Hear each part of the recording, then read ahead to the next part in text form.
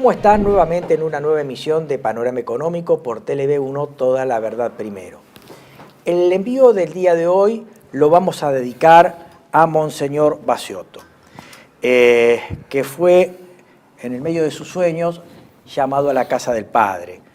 Sobre la base de una hermosa nota del amigo Daniel Jerez, que me enviara un amigo de Monseñor Manuel Autodá Blanco, vamos a decir brevemente que Monseñor Antonio Baciotto nació en 1932 en Buenos Aires. A los 14 años ingresó en la Congregación del Santísimo Redentor, más conocida como Redentorista, orden fundada por San Alfonso María de Ligorio en 1732. Monseñor Baciotto fue en 1957 ordenado sacerdote y finalmente fue consagrado obispo castrense por San Juan Pablo II en 2002, ¿no es cierto? Más o menos ocurrió que ya en los años posteriores sufrió la persecución por parte del kirchnerismo. En el año 2005, el entonces presidente Néstor Kirchner, en una deplorable actitud, intentó expulsarlo en forma ilegítima del vicariato por utilizar unas palabras de Nuestro Señor respecto del promotor del aborto.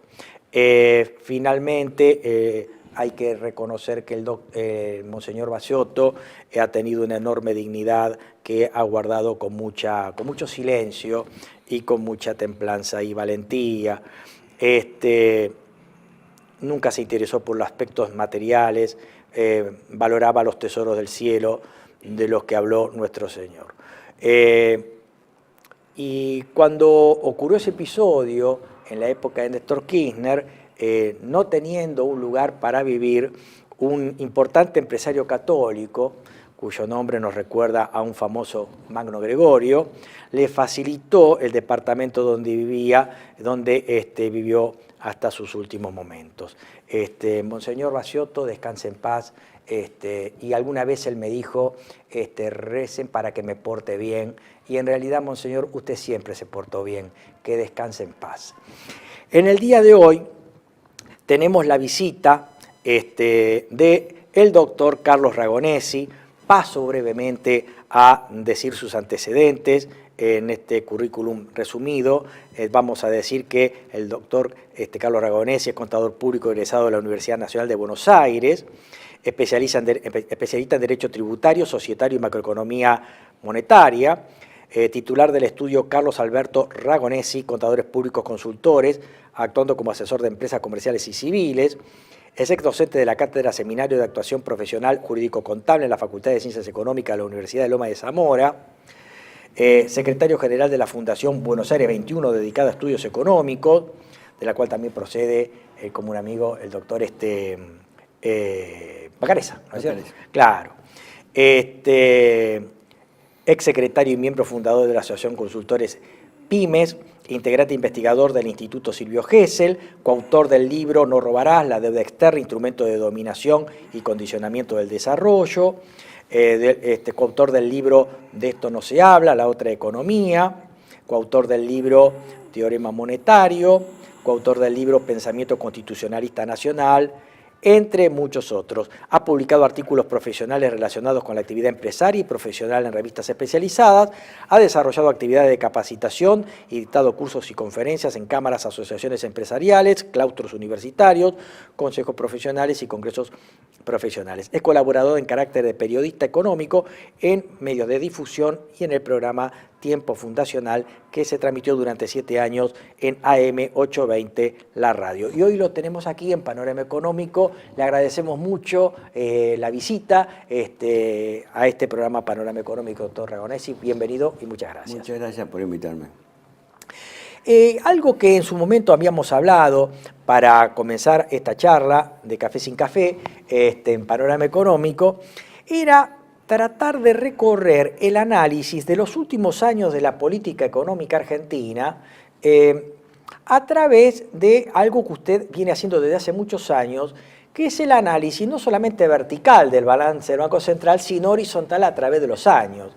Enfoque bastante original para analizar el comportamiento de nuestra economía y de las políticas económicas desde un tiempo atrás a esta parte, a los efectos de explicarnos por qué estamos como estamos o de dónde venimos para estar como estamos. ¿Cómo llegamos a esta situación? ¿Cómo llegamos a esta situación?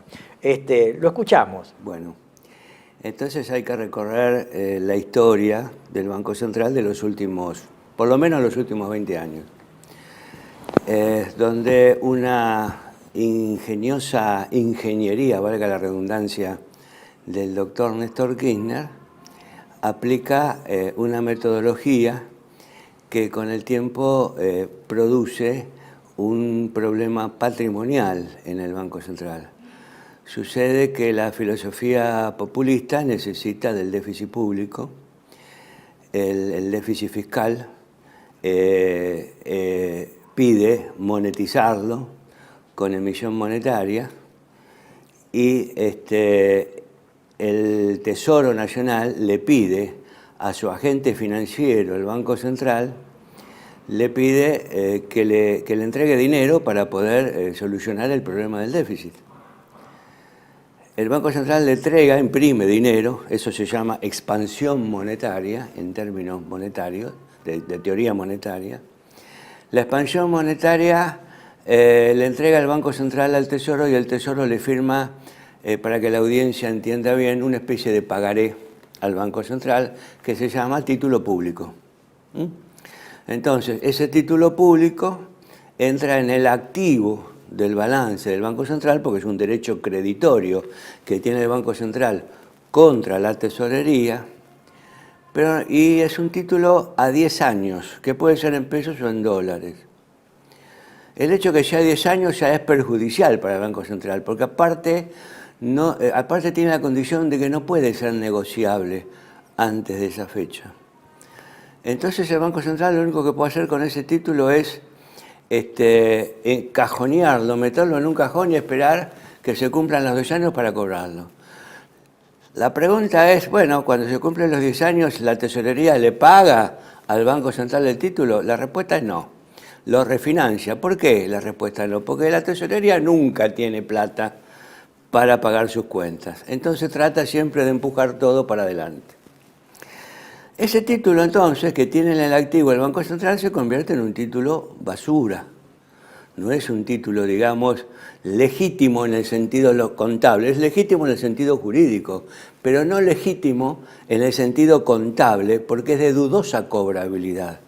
Y nunca el Banco Central hizo previsión alguna en sus balances para poder decir, bueno, a este título hay que restarle tantos pesos porque realmente no sabemos si lo vamos a cobrar. Claro. Porque eso sería demandar a su propio dueño, que es el Estado. Claro, primero que no tiene mercado secundario, por lo tanto no tiene un valor de mercado para regularizar el valor del activo. Queda nominal como una inversión de largo plazo y no puedo regularizarlo con una cuenta de previsión. Bueno, ¿no? Claro. Ese es otro problema. Usted puso justamente el tema sobre el tapete, porque siempre se evaluó a valor nominal. Claro.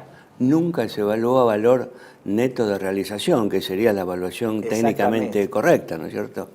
Y al evaluar a valor nominal, el Banco Central estaba suponiendo de que al vencer el título iba a cobrar ese dinero.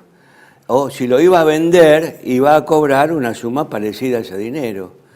Bueno, en los hechos eso nunca sucedió. Por eso que los balances del Banco Central tenían lo que en términos contables se llama aguamiento del capital. Claro. Es lo mismo que un vino que se hace con uva, pero también se le echa agua, entonces no es puro. Claro, una sobrevaloración del activo que en definitiva termina sobrevaluando el patrimonio neto y el cuadro de resultados del banco. Entonces le daba más ganancia que la que correspondía y le daba un patrimonio neto y real más alto que estaba. Es un balance engañoso. Pero no termina ahí el problema, ahí empieza. Vamos a ver cómo sigue. Como el Banco Central le había dado cuantiosas sumas de dinero a la tesorería a cambio de ese título, el Banco Central se asusta, siguiendo la teoría monetarista, de que cualquier emisión genera inflación, y bueno, en ese caso sí, la iba a crear porque, es decir, la emisión monetaria por sí misma no genera inflación. Lo que genera la inflación es cuando la emisión pasa a la demanda. Y la demanda sí es la que, si la demanda supera a la oferta, ahí sí tenemos inflación monetaria. Entonces, quiere rescatar ese dinero que lanzó al mercado el Banco Central a través de la tesorería. ¿Y cómo lo rescata? Emitiendo a su vez otro título público, pero esta vez no lo hace la tesorería, lo hace el Banco Central. Claro. Entonces, este último título público se constituye en una deuda del Banco Central, un pasivo, ¿hacia quiénes? Hacia quienes le compran ese título público, que son títulos, se llaman, en la parte técnica se llaman títulos absorbentes de liquidez, pero que la gente los conocía como, al principio los conocía en la época de los Kirchner como Levac y Novak, y después con Macri como las famosas LELIC, ¿no es cierto?, que le cambiaron el nombre.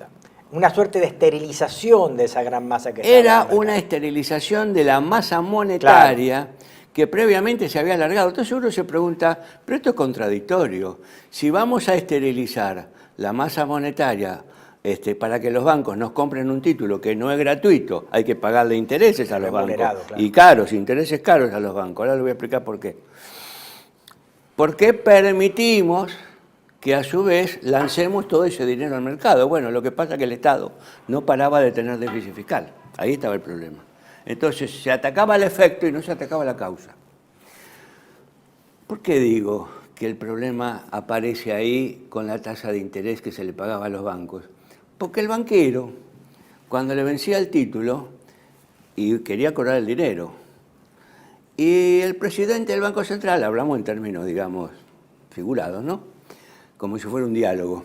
El presidente le decía al banquero, mire, ¿qué le parece si lo refinanciamos? Porque si yo le doy ese dinero seguramente entra al mercado y estamos en la misma de antes. Te impacta en precios. Y entonces, claro, ¿de qué sirvió haberle pagado yo un interés a usted si realmente ahora, después de un mes, tenemos el mismo problema?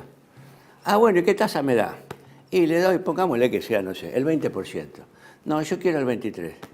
No, mire, si le doy el 23, arruino la cuenta del Banco Central. Bueno, entonces deme la plata. Pero no le puedo dar la plata porque si no, creo en inflación. Bueno, ¿en qué quedamos? O me da la plata o me da el 23. Bueno, le doy el 23. De esa manera, llegamos a dos conclusiones. Primero, que esos títulos absorbentes de liquidez cada vez tenían un interés mayor en cuanto a la tasa y en cuanto al monto en valores absolutos. Y segundo, que eran los banqueros los que fijaban la tasa, no el Banco Central. Ahora bien, ese interés que el Banco Central les pagaba a los banqueros iban al cuadro de resultados, claro, del balance del Banco Central, en la parte de las pérdidas. Una cifra escandalosa. Ahí está el cuasi fiscal del Banco Central. Sí, claro, una cifra es el déficit cuasi fiscal. Una cifra escandalosa, terrible, cada año aumentaba más. Pero la pregunta es la siguiente, ¿cómo puede ser, si esa cifra era tan grande, que el Banco Central diera ganancia en el saldo final y no pérdida? Porque lo lógico sería pensar que diera pérdida. Claro. Ahora se lo explico. Esos títulos públicos que la tesorería le había dado al Banco Central por los préstamos que el Banco Central le dio a la tesorería, algunos de ellos estaban nominados en dólares. Claro que el Banco Central cierra balance el 31 de diciembre de cada año. Si por ejemplo, el Banco Central le entregaba, recibía de la tesorería un título nominado en dólares en el mes de marzo a un dólar, supongamos, de 500 pesos, el 31 de diciembre, cuando cerraba balance, tenía que aplicar el revalúo anual de saldos impagos, que es lo que marca las normas de contabilidad, y llevarlo, por ejemplo, a 800 pesos. Esa diferencia de 300 pesos se aplicaba al título y formaba una ganancia en el balance del Banco Central. Una ganancia meramente contable, porque el título no se había vendido. El título seguía estando adentro de un cajón, como dije antes, del Banco Central. Un resultado por tenencia. Un resultado por tenencia, efectivamente. Claro. Me sacó las palabras de la boca, doctor. Un resultado por tenencia. ¿Y qué dicen las normas contables con respecto a los resultados por tenencia? Que no se pueden distribuir. Porque no son ganancias líquidas exigibles. Porque no son ganancias líquidas y realizadas. Claro. Es decir, sería una ganancia líquida realizada si el Banco Central ese título, en lugar de hacer un asiento contable revaluándolo, lo vende y obtiene los dólares. Ahí lo realiza. Claro. Que después el Estado, como único dueño del Banco Central, se llevaba esos dólares en materia de dividendos. Porque el Estado había originado todo ese problema. Y el propio Estado, cuando ve que su empresa, llamada Banco Central, siendo el único dueño, tiene ganancias, ¿tuvieron ganancias? págueme dividendos. Claro, el Banco Central le hacía caso, pagaba Fíjese, dividendos. hace poquito el Banco Central remitió utilidades al Tesoro producto de revalúos de activos y de estos resultados por tenencia. Es que hace 20 años que lo viene haciendo, doctor Rey, eso. Hace 20 años. Entonces, ¿qué pasa? Y acá viene la parte, digamos, para entender bien lo que pasó. Ese revalúo de los dólares que el Banco Central tenía en sus activos, basura, y si estábamos revaluando títulos basura, claro, cosa ilógica desde el punto de vista contable, ¿no? Originaban ese resultado por tenencia, que era una ganancia que absorbía la cuantiosa cantidad de intereses que el Banco Central le pagaba a los bancos. Y por eso daba vuelta al resultado, claro, en lugar de pérdida daba ganancia. Y llegamos a esta terrible conclusión. La inflación le era funcional al Banco Central. ¿Por qué? Porque al existir inflación, existía devaluación. Y la devaluación revaluaba los títulos basura. Y de esa manera daba vuelta al resultado perdidoso que tenía el banco. Entonces, el Banco Central estuvo presentando durante 20 años unos balances terriblemente dudosos. Terriblemente dudosos. Y lo que me llama la atención, que los auditores y los síndicos no exponían este problema así como yo lo estoy exponiendo. No me voy a decir que no lo sabían, por supuesto que lo sabían. Así que, ¿por qué llegamos a esta situación en donde el actual gobierno dice en la parte de las elecciones, ¿no?, antes de ser presidente, vamos a cerrar el Banco Central?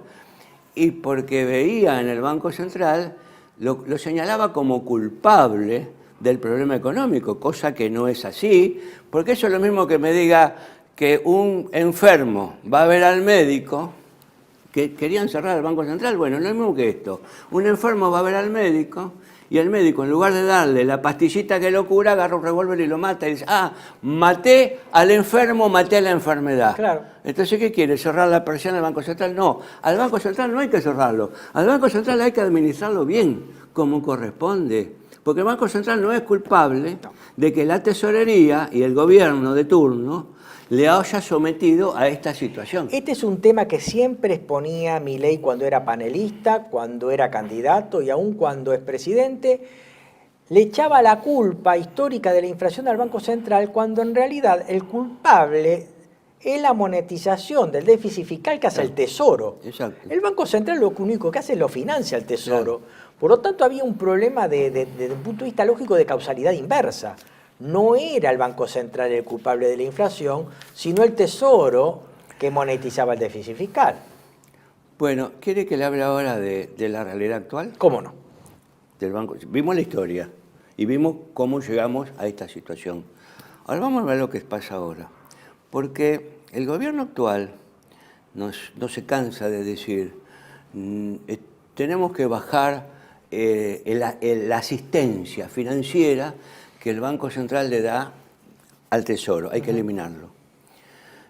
Para lo cual no hay que emitir, por lo tanto, si no hay que emitir, uno tiene que pensar, bueno, la base monetaria o la circulación monetaria, que es una de las cuentas que integra la base monetaria, tiene que estar en cero o a lo sumo levemente. Tendría que estar elevada únicamente por los saldos favorables que surgen del sector externo, porque el Banco Central está obligado a comprar las divisas que surgen del sector externo.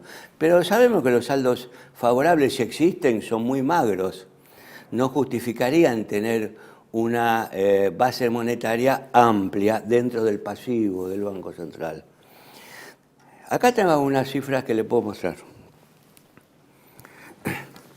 Billetes y monedas en el Banco Central al 31/12 del 2023, a pocos días de haber asumido el nuevo gobierno, el gobierno actual. 7.435.000 millones.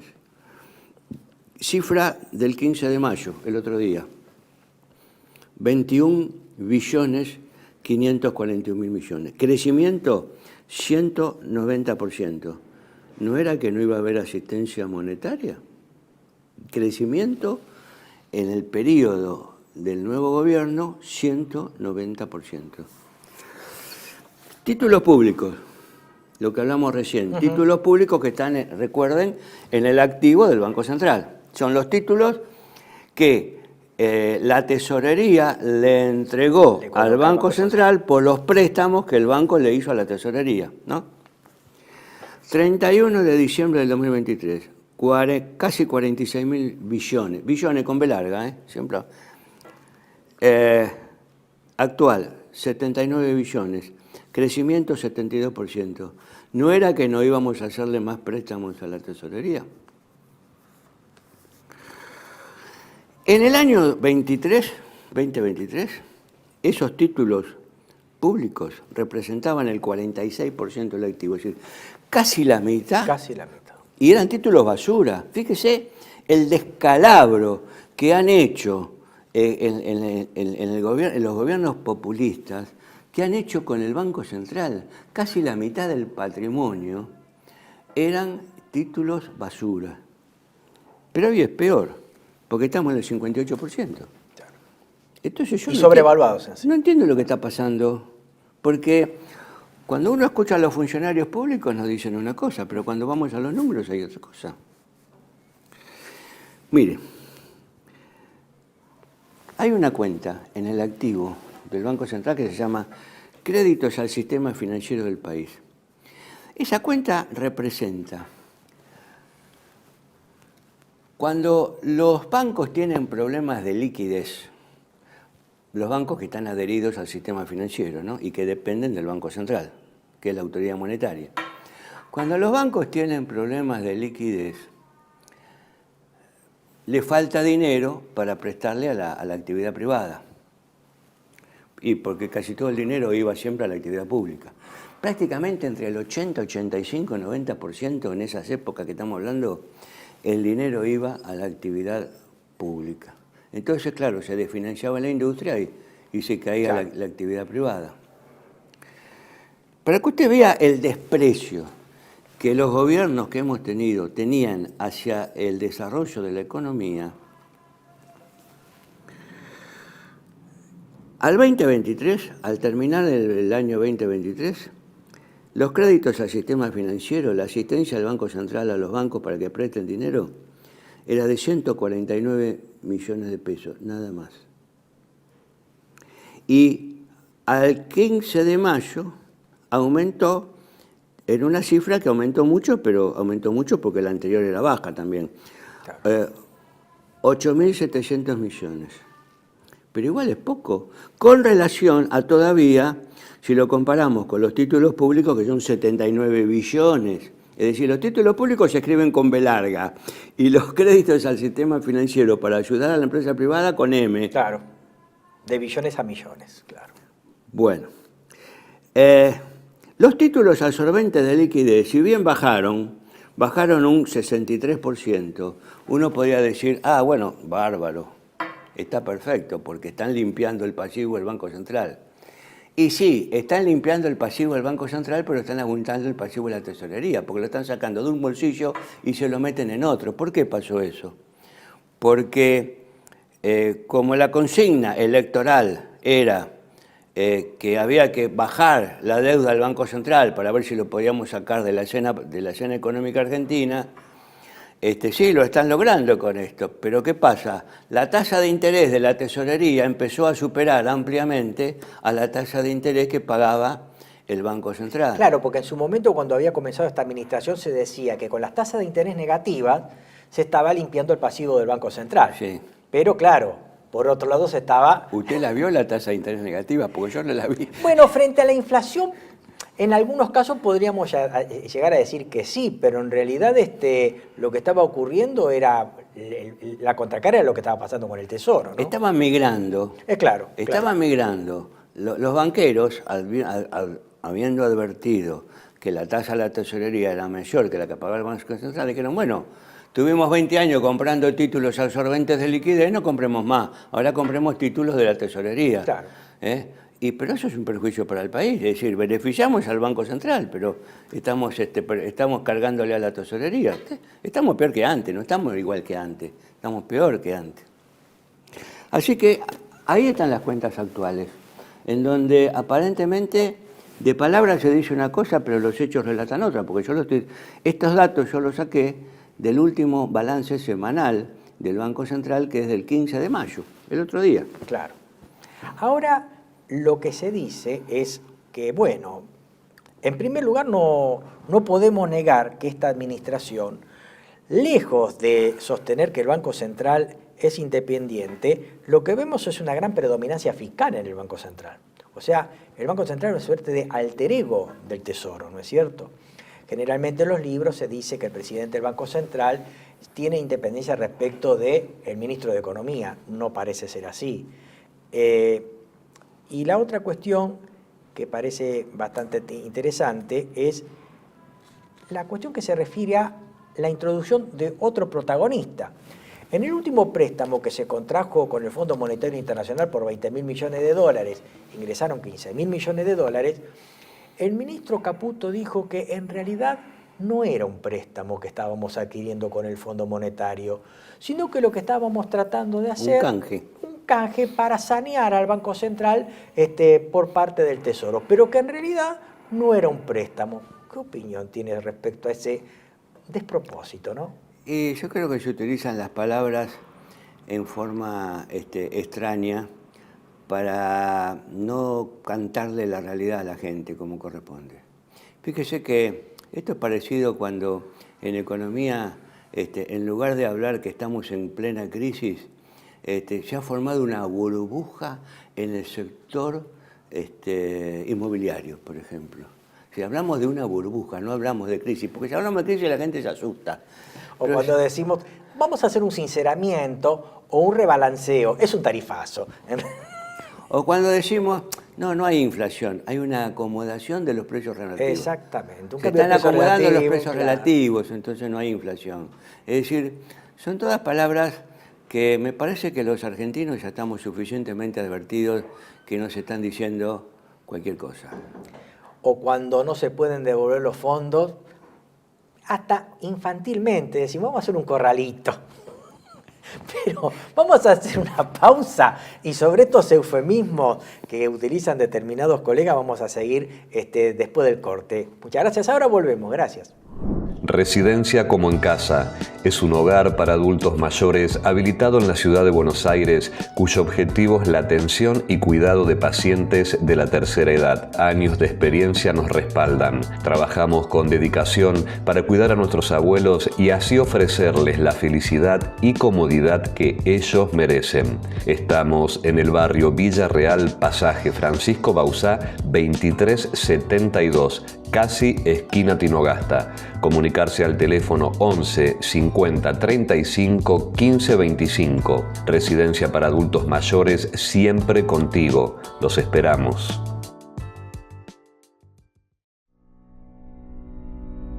Tele-V1 se complace en anunciar que estará transmitiendo en su canal Tele-V1 Clips valiosos programas emitidos antes de la censura sufrida. El lienzo prohibido, el revés del derecho, combates por nuestra historia, disenso, historias de Malvinas, entre otros que podrán encontrar en este enlace.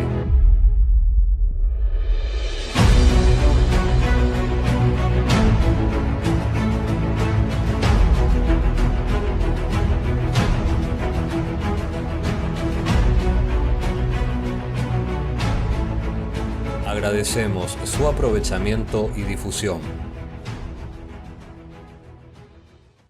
Bienvenidos a CEPA, Centro de Estudios del Pensamiento Americano.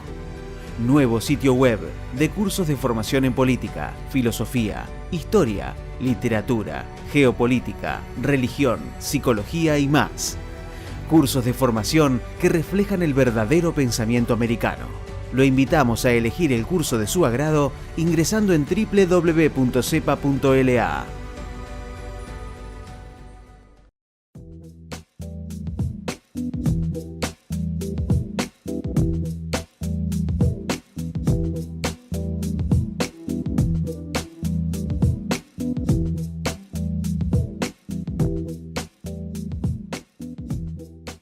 Decir siempre la verdad primero tiene un precio. Dependemos de tu ayuda. TLV1. Toda la verdad primero.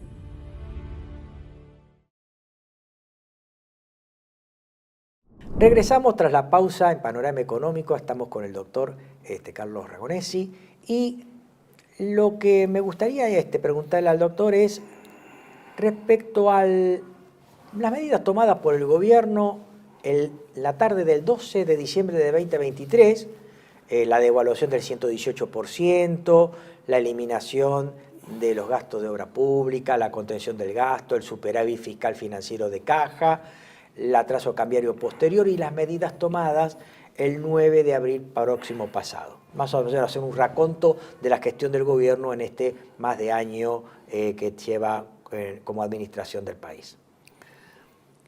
El gobierno, acá también encuentra una contradicción entre lo que se dice y lo que se hace. El gobierno dice ser amante de la libertad y aparentemente, según ellos, siguen las reglas del liberalismo económico.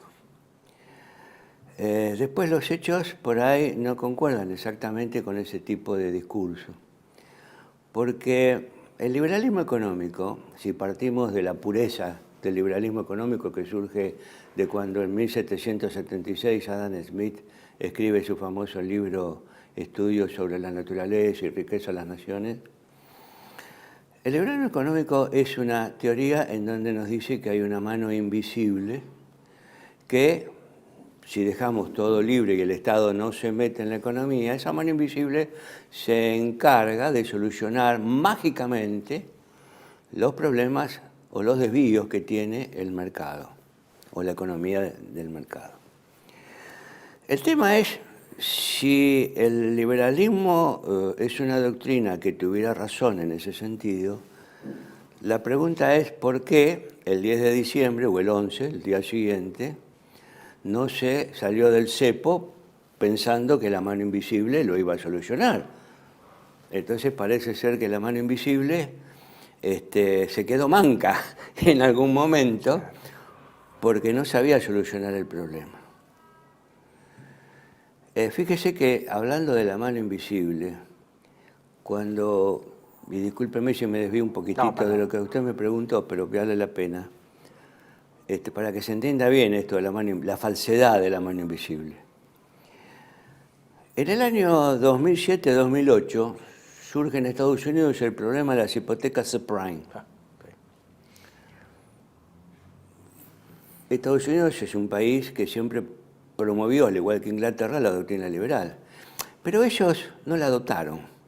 Ellos la exportaban para que la tomaran los países subdesarrollados. Ellos en realidad eran proteccionistas, no eran libertarios, no eran liberales. Hacían lo que decía Federico List, es decir, el liberalismo como discurso, pero de frontera para adentro hago lo que me conviene. El liberalismo que lo hagan ellos, para nosotros no es.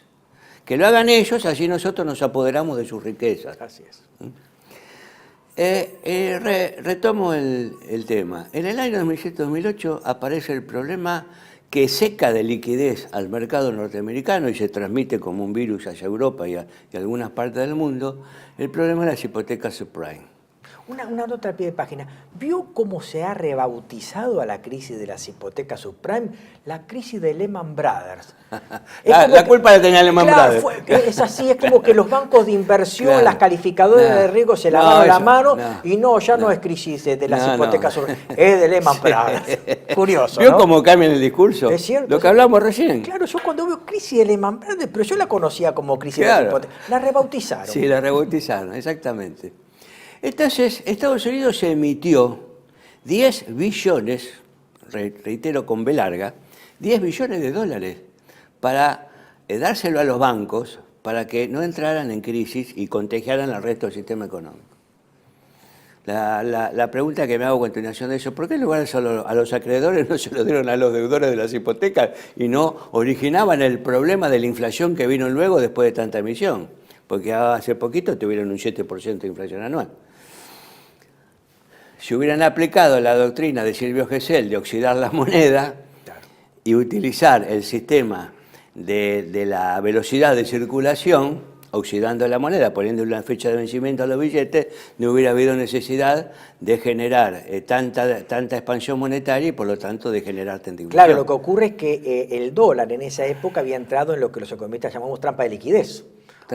Estaba en trampa de liquidez, o sea, emitía, la economía no la podía mover, porque había un fenómeno de atesoramiento. La trampa de liquidez justamente dice que cuando hay un exceso de liquidez, ya la liquidez no soluciona el problema. Entonces hay que hacer política fiscal. Claro. O sea, técnicamente tengo una LM horizontal, tengo que hacer política fiscal para reactivar la economía. Entonces, claro, entonces yo me pregunto, ¿y por qué la mano invisible en el 2007-2008 con el tema de las hipotecas subprime o del Lehman Brothers, como quiera llamarlo, yo prefiero llamarla... no solucionó el problema? No dicen ellos, no sostienen ellos que la mano invisible soluciona el problema. Y acá en el 2001, cuando tuvimos un problema parecido de iliquidez, porque ¿qué pasó acá en el 2001? Acá en el 2001 hubo iliquidez porque la gente salió a comprar dólares. Entonces, antes que venga la devaluación, la gente se veía venir que el sistema no aguantaba más, salieron a comprar dólares y todos los pesos volvieron al Banco Central. Cuando el dinero vuelve donde nació, la iliquidez se produce en el mercado económico. Entonces, si hubieran, también lo mismo, si hubieran oxidado la moneda, como decía el señor Silvio Gesell, no hubiéramos tenido el problema de que el Estado le regaló al sistema bancario 10.800 millones de pesos en títulos de la deuda pública para que los bancos recompusieran su patrimonio y de esa manera el sistema económico no se cayera a pedazos. Es decir, siempre asistimos a los bancos. Mira, yo llego a una conclusión. En Estados Unidos pasó lo mismo. Y lo que estoy hablando de las hipotecas subprime. Exactamente. Claro, es exactamente igual. Es un calco. Cuando la economía anda bien, el empresario recude a los bancos porque quiere seguir invirtiendo y entonces pide créditos para poder revitalizar las inversiones y su industria. El banco gana dinero ahí. Cuando la economía anda mal, el empresario vuelve a los bancos. ¿Por qué? Porque confunde un problema económico con un problema financiero. El empresario en ese momento tiene baja demanda. No tiene baja de fondos porque los fondos son malos y se escaparon. Los fondos se escaparon porque le bajó la demanda. Entonces no es ninguna solución en ese caso ir al banco a pedir un préstamo, porque se hunde más. Porque no tiene demanda. Claro, el problema, se está confundiendo la causa con el efecto. El problema es económico, no tiene demanda, no financiero, que me falta plata. Entonces, solucionar el problema de la demanda, a ver cómo lo podés solucionar con alguna inventiva que tengas, pero no vayas al banco a pedir un crédito porque te vas a hundir más rápido. Algo parecido ocurre ahora, sobre todo con el sector PYME, que es el que más está sufriendo esta crisis, en donde generalmente el PYME, y uno lo escucha, algunos supuestos representantes del sector dicen, no, el problema es que tenemos una mano de obra muy cara, tenemos los juicios laborales, tenemos un sistema impositivo asfixiante, pero en realidad cuando uno se da vuelta, en realidad lo que no tiene es demanda. Entonces, cuando se da vuelta, ve a esos emergentes, el Estado con impuestos y tasas y al trabajador. Pero también ocurre algo que no ve de manera, no sé si hasta a propósito, el empresario no ve los altos costos de los arriendos de la propiedad en donde tienen sus locales o el financiamiento, cambiar un cheque, girar en descubierto. Eso también siempre lo pagan, incluso antes que los salarios. Pero lo pagan sin chistar, no dice nada. A los bancos no les echan la culpa, ni tampoco. Y lo mismo pasa con el campo. El campo generalmente la mano de obra, las retenciones, los impuestos, pero nunca dicen nada de los arriendos y tampoco dicen nada de el sistema financiero que también los termina asfixiando, ¿no? Y ni siquiera los políticos,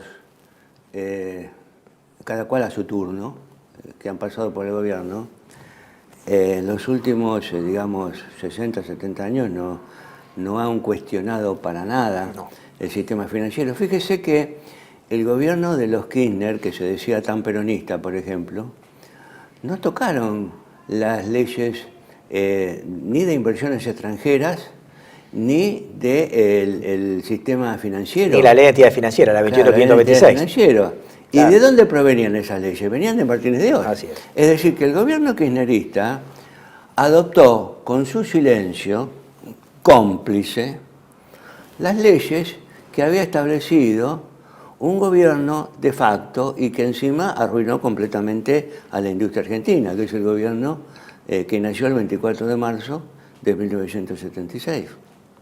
Entonces ahí también hay un doble discurso. Es decir, seamos objetivos, ataquemos a todo aquel que tiene un doble discurso, ataquemos a todo aquel que dice algo con su boca, pero luego en los hechos hace otra cosa. Y también la renuncia de una banca de desarrollo. No tenemos un banco hipotecario, no tenemos un banco de desarrollo industrial, no tenemos un banco de desarrollo. Todo eso se destruyó con el liberalismo que provino en la década del 70, en la segunda parte de la década del 70, y después se profundizó en la década del 90. Exactamente, que es cuando se produce, por ejemplo, la desaparición del banco hipotecario. Claro. Por ejemplo, en la década del 90... el banco existe, pero de hipotecario tiene el nombre nada más, ¿no? Sí, nada más. Claro. La década del 90 nace una alta concentración de la economía, y ese es uno de los problemas que genera inflación. La concentración de la economía origina acuerdos de precios entre mínima, casi ninguna cantidad de competencia, y ahí no hay emisión monetaria. Es decir, entonces es falso que como dice el presidente actual, que la única causa de la inflación, siguiendo a otro histórico de economía equivocada, Milton Friedman, con su escuela monetarista, que decía que la causa excluyente de la inflación es la emisión monetaria. No hay otra causa que la emisión monetaria. Ah, qué bien, ¿eh? Entonces, No, pero lo peor, tenemos una importante universidad privada que bancamos con nuestros impuestos, que insiste con este tipo de idea. Lo dice Esper, que es de la UCEMA. No puede ser que la UCEMA, gente tan supuestamente preparada, no digan que la inflación es una causa monocausal, que es por la emisión de moneda, ¿no? Y también hay cuestiones que ya no se discuten en la facultad. La UCEMA sigue sosteniendo algo que de la época de Juan Bodino, del siglo XVI, ¿no? Sí. No entiendo cómo a Milton Friedman en el año 76 le dieron el premio Nobel por decir ese tipo de cosas. Bueno, fue un medio político. Allá en el 74 se lo habían dado a Hayek también. Bueno, dos premios Nobel bastante discutibles, ¿no? Claro. Flojitos de papeles, pero bueno. Y bueno, ellos directo o indirectamente aman a la escuela austríaca. Así que no es de extrañar, tienes razón. Pero volviendo a esa pregunta, a mí me parece que, para dar un ejemplo similar, ¿no? Si uno viene en un auto a 150 kilómetros por hora y encima no tiene puesto el cinturón de seguridad y aplica el pie en el freno, sale por la ventanilla y va a tener problemas. Acá se quiso hacer lo mismo. Acá, con el tema, por ejemplo, eliminamos la obra pública para poder continuar con su pregunta, ¿no? Que son las medidas del 12 de diciembre del 23. Claro, el tema de la obra, hay cosas que uno puede eliminar, porque una cosa es eliminar el gasto improductivo del Estado. En eso estoy completamente de acuerdo y me parece que el ministro Schwarzenegger está haciendo tal vez una tarea a la que hay que darle algún grado de valor, en ese sentido. Pero lo que no concibo es que la totalidad esté cuestionada. Por ejemplo, la obra pública hay que hacerla porque la obra pública es necesaria para el desarrollo de la nación, incluso para bajar la inflación es necesaria. Pero aparte es un típico bien público, es una falla de mercado, la tiene que hacer el Estado. Claro. Y el otro problema que veo con respecto a esas políticas, para no perder el hilo de su pregunta, que nacieron en diciembre del 2023, es el cierre de los organismos científicos. El doctor Conesa lo explica perfectamente bien cuando dice la educación es primordial para el desarrollo económico. Miren los chinos, miren el ejemplo chino. ¿Por qué no seguimos el ejemplo de los que saben y los que son exitosos? Es decir, ¿cómo logran los chinos sorprendernos año a año con nuevos descubrimientos que no salimos de nuestro asombro? Y porque tienen educación, porque tienen investigación. Y acá se está anulando, se quiere cerrar el INTA, el INTI, el CONICET. Es un disparate total. Es un disparate total. Me hace acordar, ¿sabe a qué? Bueno, me hace acordar a Menem en los 90, cuando Menem cerró las escuelas técnicas porque decía, si ya no tenemos industrias, ¿para qué queremos alumnos que estudien temas industriales? o el ministro Roque Fernández, que invitó a los investigadores que se fueran a lavar los platos, ¿no? A mí me entristece mucho hablar de estos temas, porque veo que el país, que podía haber sido uno de los mejores del mundo, realmente está muy degradado por culpa de todas estas políticas que a mí me da la sensación, ¿sabe qué? Y discúlpeme si mi mente de auditor, como profesional habitual que soy, me hace pensar mal. Pero a mí me parece que son políticas programadas ex profeso para hacer que la Argentina no desarrolle todo su potencial económico, para adormecer a la Argentina, que vienen importadas del exterior y acá simplemente le abren la puerta, los famosos perduli que se le decían a los romanos, ¿se acuerdan? La historia. Le abren la puerta y suceden estas políticas que... Entonces, no es de asombrarse que el país esté como está. Lo que sí me asombra es que no estemos peor, porque eso da cuenta de la riqueza, del potencial que tiene la Argentina. Porque si la han tratado de destruir ex profeso, como pienso yo, y no lo han logrado todavía, simplemente la han arruinado, entonces quiere decir que la Argentina es un país riquísimo, es mentira que es un país pobre. Las políticas tomadas en diciembre del 2023 generaron una fuerte recesión, principalmente por dos vías que atenazó la economía nacional. Una, el retraso cambiario, y la otra, la brutal caída de la obra pública que generó una fuerte recesión. Pero a su vez, lo que observamos a lo largo de ese primer año de la administración Milei fue también una doble inflación. Una inflación en pesos y también una inflación en dólares. La economía se dolarizó, tenemos muchas tarifas, precios dolarizados y la liberación de ciertos precios en mercados concentrados, lejos de generar la competencia y la baja de precios, generó antes bien una cartelización y una suba de precios. O sea, tenemos una terrible combinación de retraso cambiario, recesión casi permanente, alta inflación en pesos y en dólares. Y en ese escenario llegamos a una economía que está a punto de tirar la toalla hacia abril, donde el 9 de abril se dan una serie de nuevas medidas que aparentemente redundaron en un megapréstamo, una vaquita, una especie de blindaje al mejor estilo de la Rúa, con un service a lo que ya veníamos haciendo, un service al tipo de cambio, establecimos bandas, y un service al carry trade que en estos momentos sigue como si nada hubiera pasado. Es que el atraso cambiario, vamos a analizar un poco lo que produce el atraso cambiario. El atraso cambiario lo que produce es, al existir problemas de inflación como tuvimos, ahora no tenemos tanta, pero hemos tenido mucha y el tipo de cambio no se ha movido muy poco. Eso significa que el tipo de cambio, al no acompañar la inflación que hubo, produce un desfasaje en el comercio exterior argentino. Claro. ¿El desfasaje qué significa? Que en las exportaciones somos caros y en las importaciones somos baratos. Por eso ahora tenemos el alud de importaciones como la década del 90. Bueno, no en vano el señor presidente actual alababa al señor presidente de los 90, ¿no es cierto? Es la misma política. El atraso cambiario es justamente la causa de tener una inflación en dólares. Y si el atraso cambiario, la baja de la inflación en pesos se produce gracias a la contención del tipo de cambio y a la apertura de la economía, que es la otra variable. El retraso y la baja de aranceles. Claro, son dos variables nefastas para lograr el desarrollo argentino. Entonces, claro, ahora, como ven la economía estancada, los señores funcionarios públicos que dirigen el país, entonces están asustados de por qué la economía no se desarrolla. Claro, ¿por qué no salta a la B? Hablaban de la economía que se disparaba. ¿Por qué seguimos estando bajo? ¿Por qué el consumo no se desarrolla?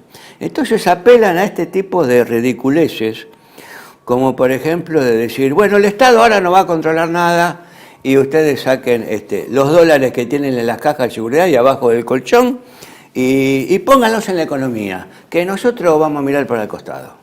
Un blanqueo permanente y sin encubierto. recaudación. Un blanqueo encubierto. Y sin recaudación. Porque generalmente los blanqueos usted paga algo, acá no paga nadie. Otra vez le cambiamos el nombre a la realidad de las cosas.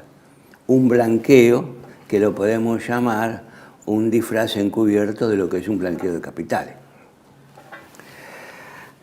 Desesperados por lograr sostener sus conductas económicas incomprensibles para los manuales de economía, entonces acuden a este tipo de medidas.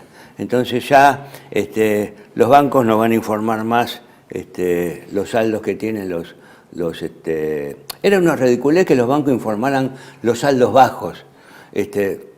Está bien que pongan saldos más altos, pero de alguna manera el sistema tiene que seguir informando. De todo modo, en la legislación de lavado de dinero existe la posibilidad de informar una transacción sospechosa aun cuando los valores sean bajos. Está la posibilidad. Eso está. O también eliminaron el tema de la información por parte de escribanos, de las escrituras que hagan. Ahora, fíjese, para volver a su pregunta, ¿no? Nosotros tenemos tipo de cambio bajo, apertura de la economía, que acompaña el tipo de cambio bajo en el mismo sentido, y tenemos superávit fiscal. Financiero base caja, ¿no? Financiero y base caja. Claro, porque nunca oigo hablar al ministro Caputo o al señor presidente de la Nación, nunca los oí hablar de desarrollo económico, de una política industrial. Era lo que le iba a decir a continuación. La economía real está ausente en este plan. No existe. No se habla de trabajo, de gente. No, se habla de finanzas, de moneda, de bonos, de fondo monetario, de Banco Central. No se habla de economía real como corresponde. Exactamente. Es decir, ¿qué es la economía real? Es esto, es esta mesa. Es producción de bienes y servicios para satisfacer necesidades. Son los alimentos que no comemos. Exactamente. Es este vaso, es esta agua. Eso es lo que la economía real. Exactamente. Lo otro es economía virtual. Lo otro es hacer dinero a partir del dinero. Esto se le decía. Nosotros tenemos tipo de cambio bajo y tenemos superávit fiscal. En materia de comercio exterior, el tipo de cambio bajo lo destruye, como dije antes. Pero el superávit fiscal lo levanta, porque hay un estudio científico en materia económica que descubrió que hay una interrelación entre la cuestión monetaria, por un lado, y el comercio exterior por el otro, en donde hay una especie de diálogo, digamos, para que la gente entienda de qué se trata, ¿no? Es decir, hay una especie de influencia entre la cuestión monetaria y el comercio exterior, y entre el comercio exterior y la cuestión monetaria. Si hay déficit fiscal, hay necesidad de monetizar, como dijimos antes, la economía. Hay expansión monetaria. Pero cuando hay expansión monetaria, se arruina por causa de la inflación, que la inflación no solo afecta al mercado interno, también afecta al mercado externo. Por lo tanto, se arruinan las exportaciones, se benefician las importaciones y el saldo comercial que queda es negativo. Claro. Si usted tiene tipo de cambio atrasado, como el saldo comercial es negativo, no tiene otra forma de solucionarlo con deuda. No tiene otra forma que solucionarlo con deuda. Por eso tuvieron que ir al Fondo Monetario, por culpa del tipo de cambio atrasado. Ahora bien, si tenemos el efecto contrario, si tenemos superávit fiscal, vamos a tener astringencia monetaria, porque se supone que el Banco Central no va a emitir, no va a tener necesidad de financiar al Estado emitiendo dinero. Por lo tanto, ahí vamos a tener, es decir, ahí los precios se van a contener, que es lo que está sucediendo ahora. Se van a contener, no van a crecer, y tenemos posibilidades de que las exportaciones superen a las importaciones y nos quede un saldo favorable. Eso es lo que descubrieron los científicos que estudiaron este problema, la conexión que hay entre el sistema monetario y el sistema de comercio exterior. El doctor Milei y el doctor Caputo lo que han hecho es adherir a esta última parte, es decir, para que no se confunda el público que nos está escuchando, adherir a una ausencia de emisión monetaria para lograr con eso tener un superávit en comercio exterior. pero al mismo tiempo sostienen el atraso del tipo de Claro, cambio claro. que anula los beneficios del comercio exterior. Es como dice el doctor Conesa, es decir, es como ir en un coche a velocidad y apretar el acelerador y el freno al mismo tiempo. Por un lado estoy haciendo las cosas para tener superávit en el comercio exterior y por el otro estoy haciendo todo lo posible para que ese superávit se anule y quede déficit. Yo me hago una pregunta, ¿estamos todos locos? ¿O el loco soy yo que no entiendo cómo funciona la economía? El gobierno sin duda ha dado muestra de una gran cantidad de contradicciones que dejan perplejo a quien, por ejemplo, enseña o investiga la economía, a quien se dedica, como usted o como yo, desde hace mucho a estos temas. Por ejemplo, el Banco Central es el causante de la inflación, el único causante de la inflación es la emisión de moneda, o disfrazar un superávit gemelo, porque generalmente en los libros de texto nos dicen que si yo tengo un superávit gemelo, yo tengo un superávit fiscal correctamente medido, base de vengado, con un superávit de cuenta corriente, y si yo tengo superávit gemelo de superávit fiscal y superávit de cuenta corriente, seguramente eso se correlaciona con un tipo de cambio alto y bajas tasas de interés en donde la economía se termina expandiendo, o a través del sector externo por el tipo de cambio alto, o a través de la inversión, a través de la tasa de interés más baja. Sin embargo, este gobierno lo que genera es un superávit financiero base caja, no el de vengado, correcto, y por otro lado me dice, no, tenemos déficit, superávit gemelo, porque tenemos un superávit fiscal, base caja financiero, y por otro lado tenemos una balanza comercial positiva, que no tiene nada que ver una cosa con la otra, ¿no? Esta es otra de las grandes cuestiones en las que uno queda perplejo, porque esto llega a las autoridades, hacen política económica a partir de esto, los medios de comunicación parecen tomar de manera crítica esta nueva economía totalmente insustentable y aparentemente los que bregamos por lo que nosotros modestamente llamamos buena economía parecemos poco más que marginados o tomados por outliers, ¿no? ¿Usted se dio cuenta que los economistas que aparecen en los medios no hablan de estas cosas? No.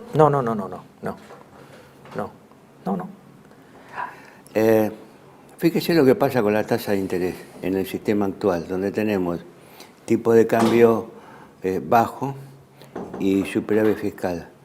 El tipo de cambio bajo hace que las tasas de interés entren en contradicción con el superávit fiscal. Es decir, están aplicando dos medidas que son contradictorias. Claro. Porque cuando yo retraso cambiario, por la teoría de la paridad de interés cubierta, la tasa de interés local se vuelve alta.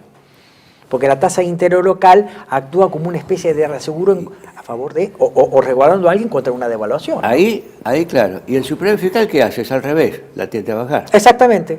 Entonces, ahí hay otro cortocircuito y otra contradicción. Es decir, esta política económica está plagada de contradicciones.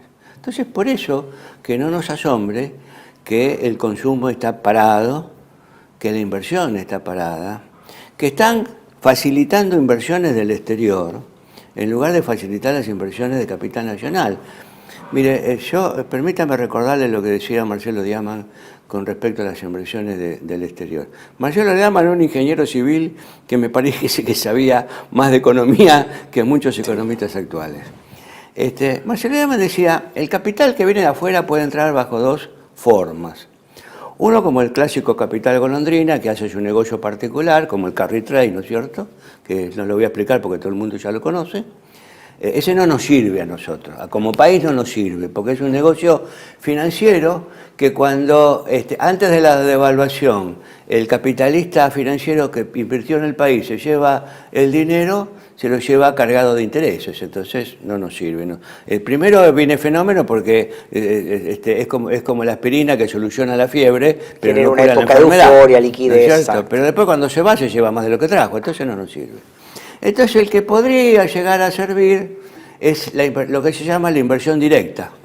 ¿La inversión directa qué es? La inversión directa es que vengan dólares de afuera para instalar una fábrica, por ejemplo, claro, ¿no? Ahora, vamos a analizar este tema a la luz de lo que nos enseñaba Marcelo Diamant. ¿qué fábrica, qué tipo de empresa puede venir del exterior para invertir en un país extranjero como la Argentina, por ejemplo? Tiene que ser una multinacional, porque una pyme no dispone de 500, 1.000 millones de dólares como para traer e invertir. Tiene que ser una empresa fuerte. Pero una empresa fuerte, como hoy se hace la producción hoy en día, no va a ayudar a bajar los índices de desocupación. Y fíjese que lo que le estoy diciendo yo ahora, Marcelo Diame, mire qué visionario que era, porque lo dijo en la década del 70.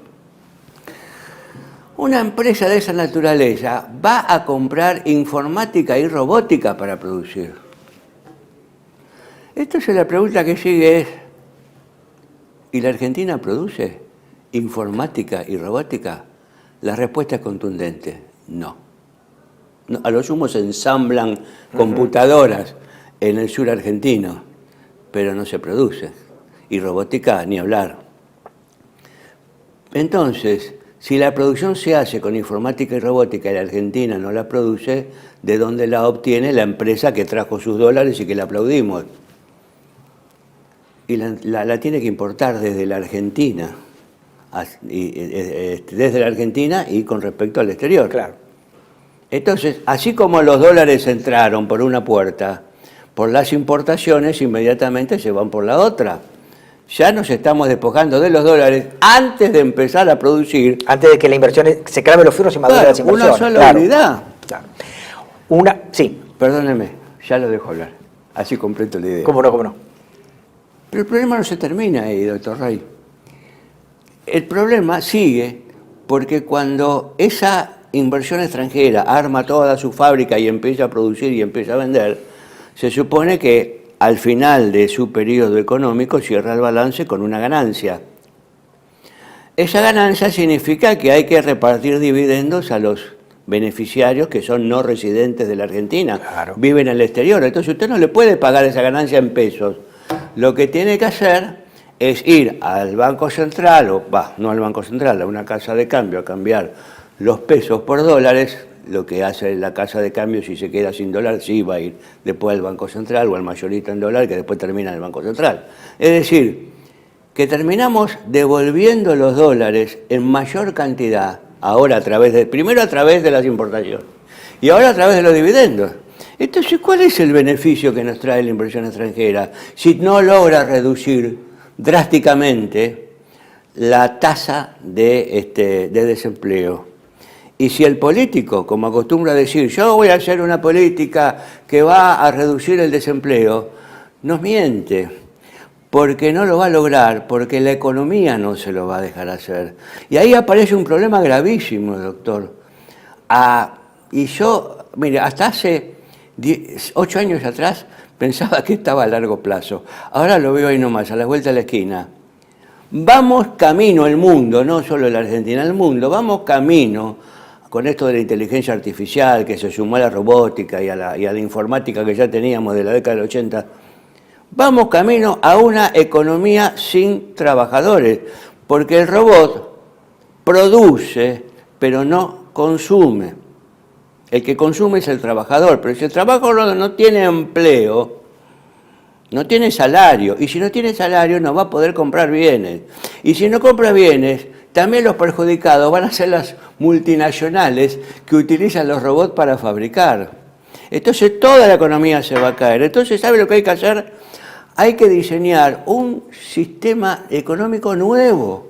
Este sistema no va más. No digo que los que tienen la propiedad de los medios de producción los pierdan, pero los políticos tendrían que ponerse a pensar de qué manera van a solucionar el problema de los que se quedan sin trabajo y no los van a poder recuperar, porque el que trabaja es la inteligencia artificial y los robots. Muy interesante, doctor. Pero ya se nos acabó el programa. Qué rápido se pasó el tiempo. es increíble. Lo esperamos en una próxima oportunidad. Muchas gracias por su visita. Muy interesante los temas que nos ha planteado y un montón de cuestiones que nos llevan a reflexionar sobre lo que nos dijo el doctor Ragonesi. Agradecemos nuevamente su presencia en Panorama Económico. Esperemos que haya sido de la utilidad de todos ustedes y nos vemos en el próximo envío de Panorama Económico por TLV1. Los esperamos y muchas gracias.